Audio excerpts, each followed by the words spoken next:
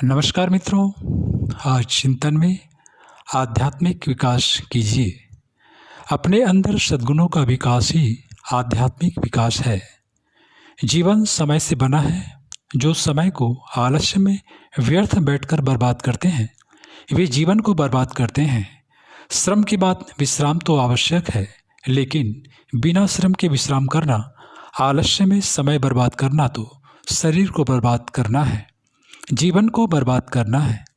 स्वच्छता, मुस्कुराहट एवं मधुर व्यवहार सुंदरता की कसौटी है। अत्यधिक फैशन में समय बर्बाद न करें। जीवन में मनुष्य का लक्ष्य परमात्मा तत्व की प्राप्ति है। अपने लक्ष्य पर हमेशा ध्यान रखना चाहिए और उसके लिए निरंतर प्रयास करते रहना चाहिए। मन को निर्मल और हृदय को दयालु बनाना चाहिए। स्वयं अपने परिवार, समाज, देश, धर्म और संस्कृति के प्रति अपने कर्तव्य का पालन करते रहना चाहिए। अपनी विचारधारा और गतिविधियों को विवेक के अनुसार निर्धारित करना चाहिए। परिवार में व्यर्थ परंपराओं को छोड़ देना चाहिए। विवेक सम्मत अच्छी परंपराएं परिवार में प्रारंभ करनी चाहिए, जैसे बलिवैश्य यज्ञ, गोग्रास निकालना, तुलसी रोपण, सायंकालीन आरती में सबका शामिल होना। अपने अंदर के दोषों को ढूंढना चाहिए। कोई व्यक्ति दोष रहित नहीं है, लेकिन अपने दोषों को ढकने का प्रयास करना उचित नहीं है। उन्हें अपने सामने स्वीकार करना चाहिए और उनको दूर करने के लिए स्वयं से संघर्ष करना चाहिए। कड़वी और कठोर वाणी जो दूसरों को कष्ट पहुंचाए नहीं बोलनी चाहिए। यह भी हिंसा का एक प्रकार है, एक प्रकार का पाप है। हमेशा मृदुभाषी बने, मधुरता और आत्मीयता का व्यवहार करें। दूसरों के दोष देखने में समय शक्ति बर्बाद न करें। दोष अपने देखें और गुण दूसरों के देखें। अपने दोष ढूंढने, देखने और उन्हें दूर करने में इतने व्यस्त रहें कि दूसरों के दोष देखने के लिए समय ही न बचे।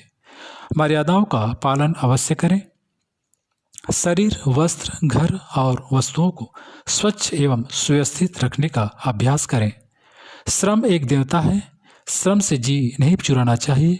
सम्यक श्रम और विश्राम करना चाहिए। आहार सात्विक होना चाहिए। मांस, मछली, अंडा जैसे अखाद्य पदार्थों का सेवन नहीं करना चाहिए। चटोरपन की आदत छोड़नी चाहिए। सप्ताह में एक समय का उपवास, जल्दी सोने, सूर्योदय से पहले उठने का आदत डालनी चाहिए। देर से सोना अनेक रोगों का कारण है। पूरी नींद 7 या 8 घंटे लेना चाहिए। ईश्वर उपासना, आत्मचिंतन, जीवनोपयोगी पुस्तकों का स्वाध्याय एवं संतों की अमृतवाणी सुनना, पढ़ना एवं मनन करना, उन पर अमल करने का अभ्यास करना चाहिए। आय से कम में परिवार का खर्च चलाएं। बचत ही असली आय है।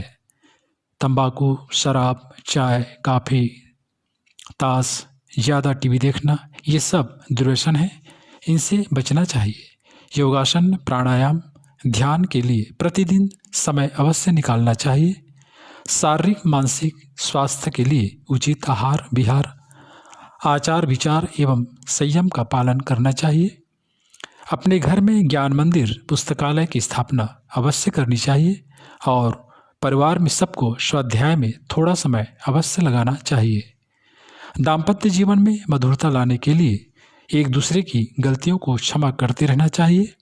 किसी के जीवन में परिवर्तन प्यार और आत्मीयता के व्यवहार से ही लाया जा सकता है। कठोरता का व्यवहार इसमें असफल ही रहता है।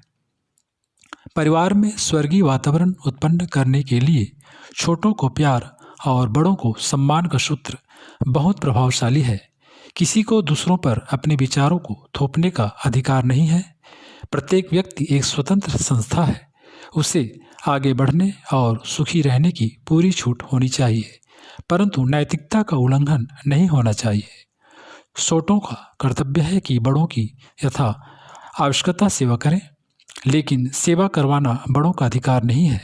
बड़ों को चाहिए कि वे अपने मधुर और आत्मीयता भरे व्यवहार से छोटों के हृदय में अपने प्रति श्रद्धा पैदा करें। फिर सेवा स्वयं मिल जाएगी और यही सेवा वास्तविक सेवा है। जोर दबाव से किसी से सेवा करवाना हिंसा का स्वरूप है। हर व्यक्ति को ध्यान रखना चाहिए कि हमारे किसी व्यवहार से दूसरों को कष्ट न पहुँचे। अतिभाषण भी परिवार में कलह का कारण बनता है। उम्र बढ़ने के साथ मौन साधना का अभ्यास करें, इससे आत्मिक उन्नति का मार्ग खुलता है। केवल शारीरिक मौन ही नहीं, मानसिक मौन का भी अभ्यास करें। यथासंभव अपने कार्य स्वयं करें। पराधीन सपने हो सुख नाही। जब तक संभव हो किसी की सेवा न ले। ईश्वर करे आजीवन किसी की सेवा न लेनी पड़े। दूसरों से सेवा करवाने से पुण्य क्षीण होते हैं। दूसरे प्रणाम करें, सम्मान करें, ऐसी आकांक्षा रखना, इसमें रुचि रखना उचित नहीं है। जो व्यक्ति दूसरों को प्यार और सम्मान देता है उसे प्रतिक्रिया के रूप में प्यार और सम्मान मिलता भी है। सहानुभूति प्रेम से बड़ी चीज है। प्रेम प्रतिदान मांगता है। सहानुभूति उससे भी की जा सकती है जो हमसे नहीं करते। आत्मसंपोध एवं प्रेम पाने के लिए सहानुभूति सबसे अचूक उपाय है।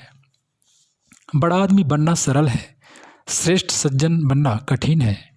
सुख शांतिपूर्वक रहने के लिए और अपने साथियों को प्रसन्न संतुष्ट रखने के लिए बड़प्पन की नहीं, महानता की आवश्यकता पड़ती है।